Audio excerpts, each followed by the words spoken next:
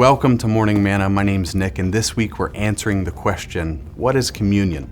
The past couple of days we read through Luke's narrative of the Last Supper, but today I want to look at another prominent passage that speaks into this topic. Paul, in his letter to the Corinthians, provided some instruction, some rebuke, and honestly some warning when it comes to taking the Lord's Supper. So let's look at this passage together, starting in 1 Corinthians chapter 11, verse 20. Here's what it says. When you came together, it is not the Lord's Supper that you eat. For in eating, each one goes ahead with his own meal. One goes hungry, another gets drunk.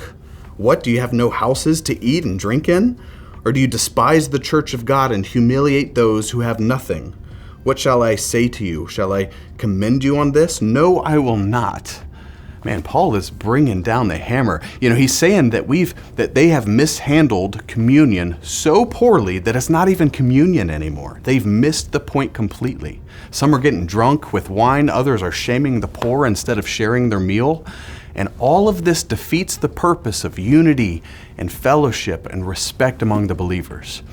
Now, maybe you're not getting drunk with communion juice, but I think the challenge for us is to treat communion with reverence and respect. As a community of believers, communion ought to draw us deeper in relationship with God, but also one another. See, a few verses later, Paul continues.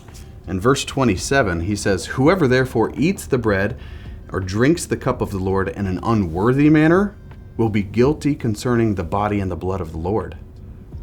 Let a person examine himself, then and so eat of the bread and drink of the cup. For anyone who eats and drinks without discerning the body eats and drinks judgment on himself." What a sobering reality that Paul's describing here. And for this reason, communion is intended to be specifically for believers, those who have placed their faith in Jesus for salvation. And furthermore, not just believers, but believers who have examined themselves. What does it mean to examine yourself? Well, that means before we engage in communion, we ought to take a sober analysis of our lifestyle. Am I living in unrepentant sin? Am I harboring any bitterness or unforgiveness towards anyone? Am I living a lifestyle that's contrary to what God teaches?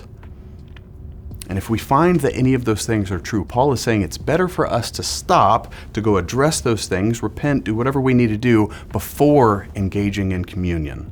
Now, please understand, Paul's intention, he's not trying to make some exclusive club where people can only take communion if they're the best of the best. No, on the contrary, Paul's heart is for the believers. He wants them to experience the blessing that God has for them. And with that said, I want to invite you back tomorrow for a special Morning Manna.